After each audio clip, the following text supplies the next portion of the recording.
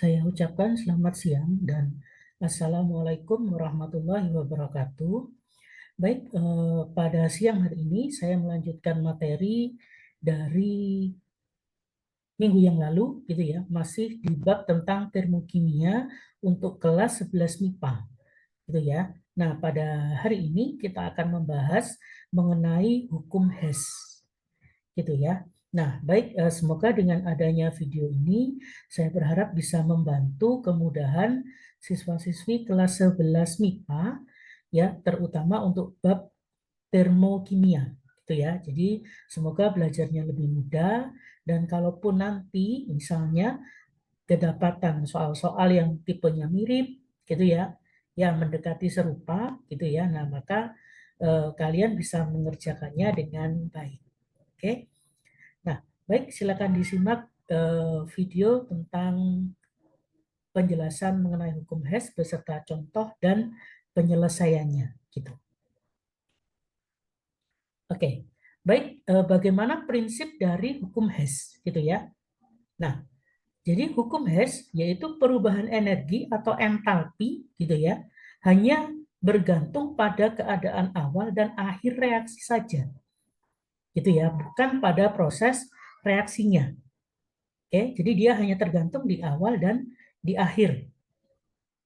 Oke, kemudian, nah, hal ini dikarenakan perubahan entalpi dalam reaksi kimia adalah sama, ya, terlepas dari apakah reaksi tersebut terjadi dalam satu atau beberapa tahap, gitu ya. Jadi artinya, ya, kalaupun reaksi itu berlangsung beberapa tahap, selama hasil akhirnya sama, gitu ya, nah maka eh, itu tergantung dari keadaan awal dan akhirnya, gitu ya. Jadi keadaan awal itu akan sama dengan seperti di keadaan akhir. Oke, nah nanti untuk lebih jelasnya akan ada bagannya atau ada gambarnya, gitu ya.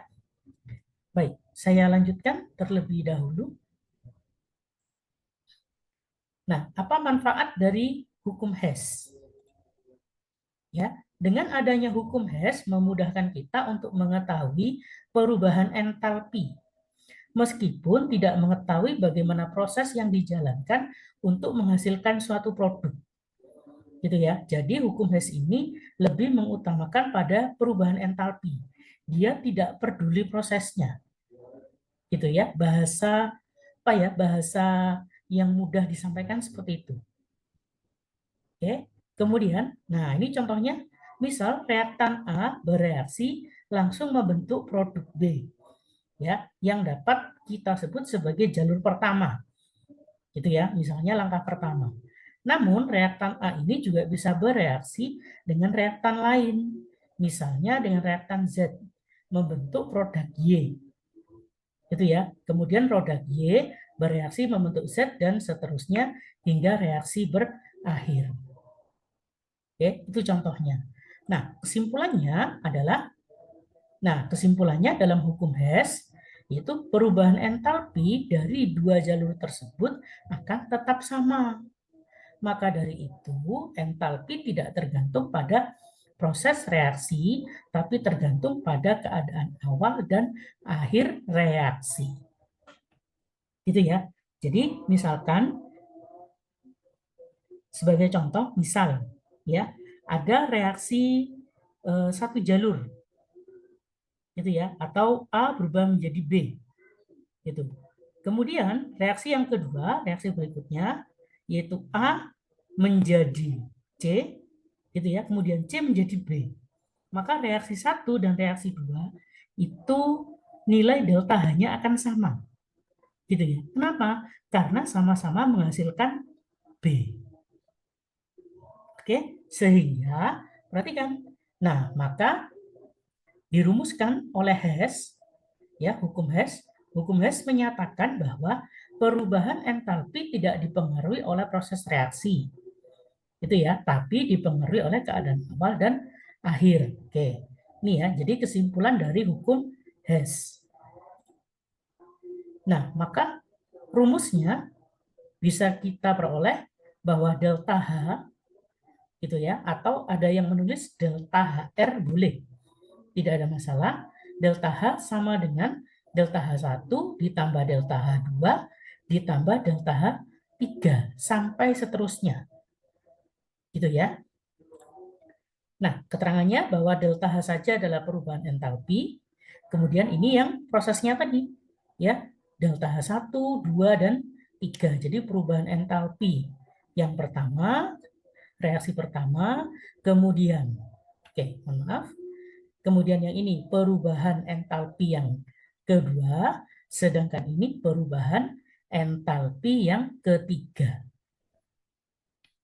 Gitu ya. Jadi enaknya pakai hukum Hess, ya, kalau tidak ada gambarnya maka tinggal kita jumlah saja. Oke, tapi nanti kalau ada gambarnya atau ada bagannya, maka tergantung dari kondisi bagannya, gitu ya, atau gambarnya. Oke, baik, bisa difahami ya dari apa yang sudah saya jelaskan. Oke, contohnya seperti ini misal, nah, ada diagram Hess seperti ini. Ini A, B, C, D. Lihat reaksinya. Dari B menjadi A, dari B menjadi C, dari D menjadi A, kemudian D bisa menjadi C. Gitu ya. Nah, yang ditanyakan manakah yang memenuhi dari hukum Hess. Oke, sebelumnya perhatikan kalau ada bagan yang seperti ini, ya, maka cara mudahnya adalah tanda panah yang searah itu dijumlah. Sementara ya yang berlawanan arah saling dikurangi. Oke. Nah, sebelumnya saya tunjukkan dulu kalau searah itu seperti ini, lihat. Ini seperti ini searah. Oke. Bisa diperhatikan. Nah, ini namanya searah. Gitu ya. Intinya apa? Ujung panah ketemu bagian belakang. Ya, itu searah. Kemudian yang berlawanan arah, ya, yang berlawanan itu bentuknya seperti ini. Oke, lihat ujung panah ketemu ujung panah satunya itu berlawanan. Itu ya, jadi bisa difahami dari gambar ini ya.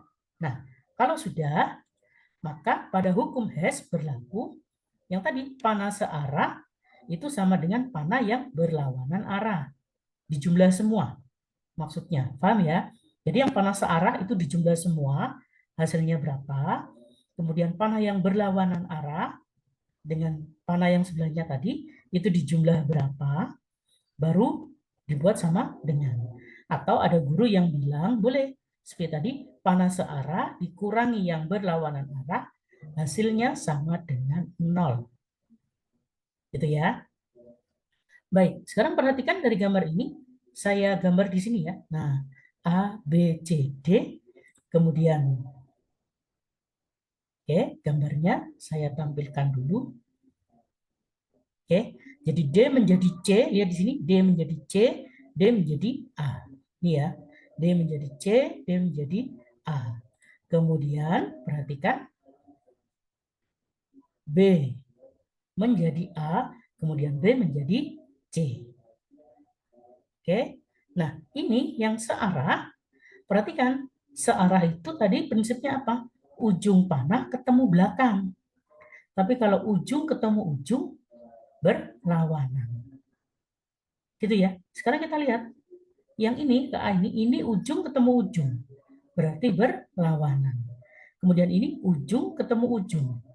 Berlawanan. Gitu ya. Nah, maka dua di antaranya saya hapus biar gampang. Misal yang saya hapus ini sama ini dulu.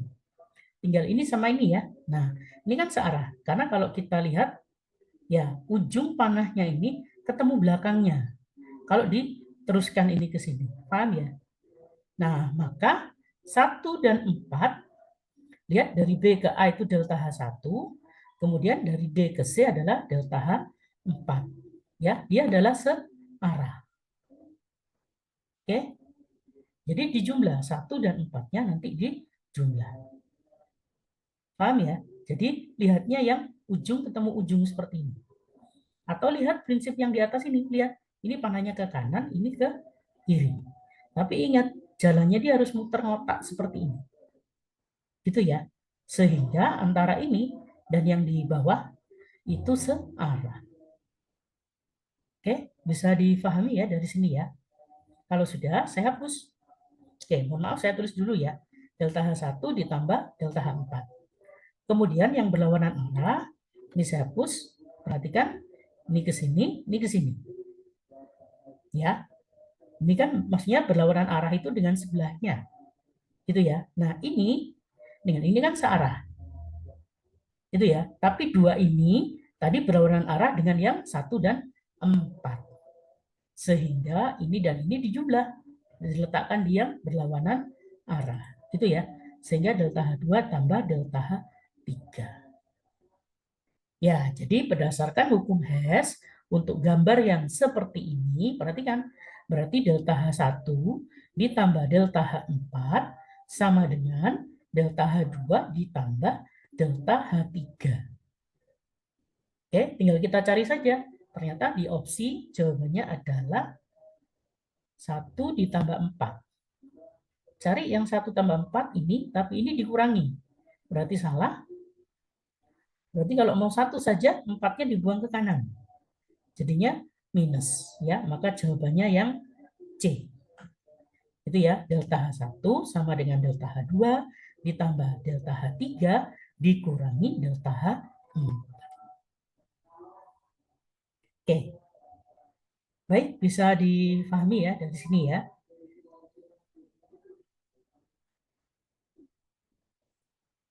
Oke. Untuk soal nomor 2, bentuknya seperti ini, bisa dilihat. Oke, diagramnya seperti ini. Ini delta H1 dari ini menjadi ini. Kemudian dari ini ke sini, delta H2. Mohon maaf, ini delta HR ya dilambangkannya. Kemudian ini ke sini, delta H2. Oke, maka berdasarkan hukum Hess, nilai X pada diagram, nilai X-nya ini. Oke, kalau kita lihat gambarnya ini, yang searah mana? Ternyata H1 dengan delta HR itu searah.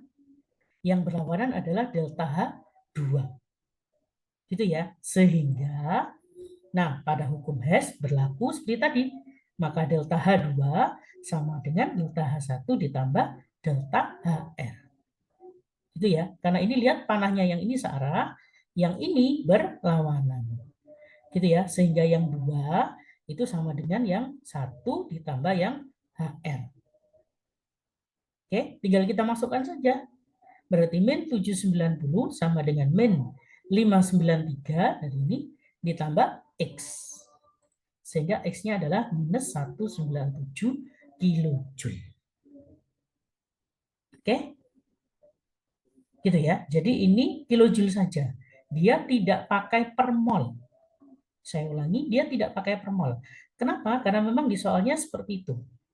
Seandainya nanti satuannya ada per molnya, maka nanti harus dibagi 2. Gara-gara apa? Depannya ini ada angka 2-nya. Gitu ya. Jadi harus teliti. Ya, tetapi untuk soal ini tidak perlu dibagi 2 ya, karena di sini tidak ada petunjuk ya, dia di sini tidak ada petunjuk kilojoule per mol. Dia cuma bilang kilojoule-nya saja. Ya, berarti jawabannya yang ini. Gitu ya. Tapi nanti seandainya ada soal tipe seperti ini, kemudian ditanya kilojoule per mol, ya satuannya ada kilojoule per mol, maka hasilnya harus nanti dibagi 2. Karena depannya ini ada angka 2. Kalau depannya angka 3 berarti dibagi 3. Gitu ya. Baik, satu soal. Siklusnya seperti ini bisa diperhatikan. Ini delta HF ke kanan, kemudian ini delta H1, ini delta H2. Gitu ya. Nah, yang ditanya delta HF dari metanol. Gitu ya. Nah, pembentukan dari metanol. Oke. Maka kalau ada yang seperti ini, ya, yang ditanya ini yang delta H1. Gitu ya. Nah, pada hukum Hess berlaku sesuai gambar ini, berarti gimana? Delta HF yang ini sama dengan jumlah yang 1 dan 2. Oke, jadi yang ini itu sama dengan yang 1 ditambah yang 2. Oke, sehingga sama dengan yang HF-nya minus 983 ditambah delta H1 ditambah lagi minus 638. Gitu ya. Nah, sehingga delta H-nya atau delta H1 senilai minus 345 kilojoule. Oke, bisa difahami ya dari apa yang saya jelaskan. Ya, baik. Inilah yang bisa saya share pada hari ini. Ya, semoga bisa membantu siswa-siswi kelas 11 gitu ya agar belajar termokimianya lebih mudah gitu ya. Nah, jikalau masih ada yang mungkin bingung gitu ya, maka videonya bisa dilihat beberapa kali gitu ya supaya memudahkan untuk belajarnya. Gitu ya. Nanti kita sambung di minggu depan di video berikutnya masih dengan latihan soal ya, masih dengan contoh soal beserta pembahasannya tentang hukum Hess. Gitu ya. Baik, saya akhiri sampai di sini terlebih dahulu. Saya ucapkan selamat siang dan wassalamualaikum warahmatullahi wabarakatuh. Ya, baik. Inilah yang bisa saya share untuk siswa-siswi sekalian. Ya, jadi bisa di-share ke teman-teman yang lain ya jika bermanfaat dan agar dapat membantu teman yang lainnya, gitu ya. Dan bisa di-subscribe untuk mendapatkan update videonya di tiap minggunya, gitu ya. Dan bagi yang menonton channel ini silahkan beri komentar yang positif di channel ini. Ya, itu saja yang bisa saya berikan kepada siswa-siswi sekalian, baik untuk yang kelas 10, kelas 11 maupun kelas 12. Ya, semoga channel ini dapat membantu untuk proses pembelajaran untuk siswa-siswa sekalian. Ya, baik. Terima kasih atas waktunya. Assalamualaikum warahmatullahi wabarakatuh.